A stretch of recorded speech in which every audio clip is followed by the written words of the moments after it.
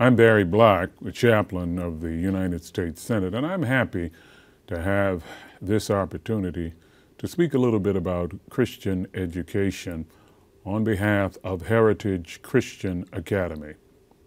When I was 8 years of age, I walked into the living room of my home, and my father was pointing a loaded gun at my mother. That is the pathology in the background that I came out of.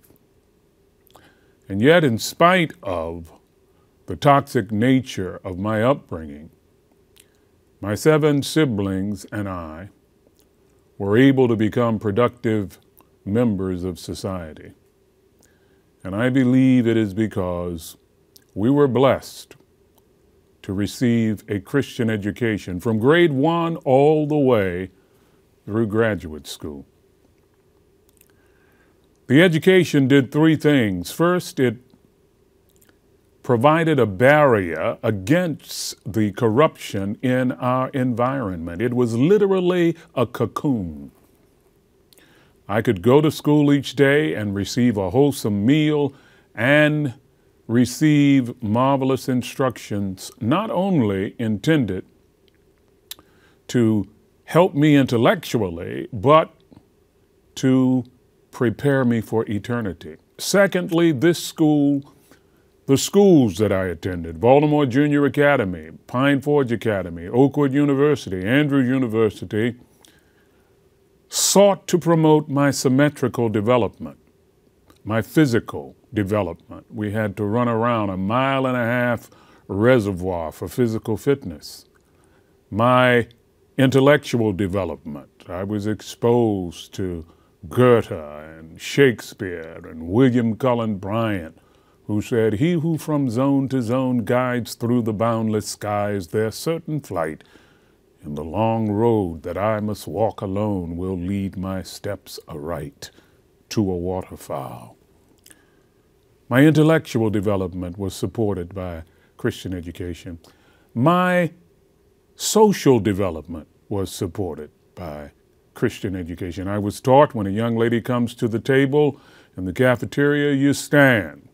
When someone asks you a question, you respond with a complete sentence. If you're chewing your food, you swallow before you try to speak. Simple things, but important.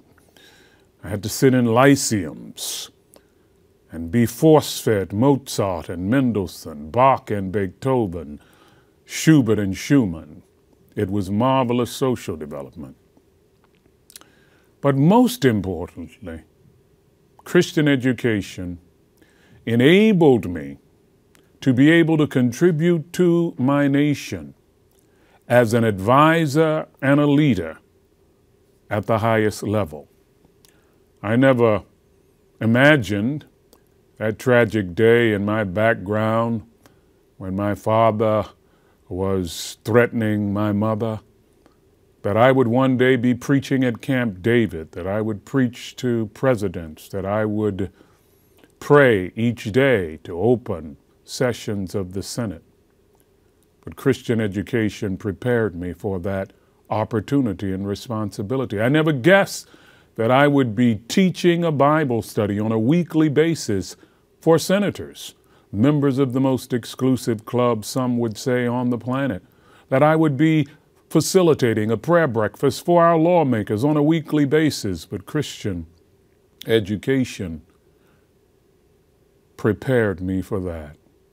And so I'm happy to have this brief opportunity to celebrate the power of Christian education and to encourage you to invest in this fertile soil. It's good soil that will bring forth, in the words of Matthew chapter 13, 30-fold, 60-fold, and 100-fold. And when you do that, you are not storing up your treasures on earth, where moth corrupts and thieves break in and steal, but you are laying up for yourselves treasures in heaven, where moth cannot corrupt and thieves cannot reach it. Moreover, you are discovering the location of your heart, your true passion. For where your treasure is, there will your heart be also. God bless you.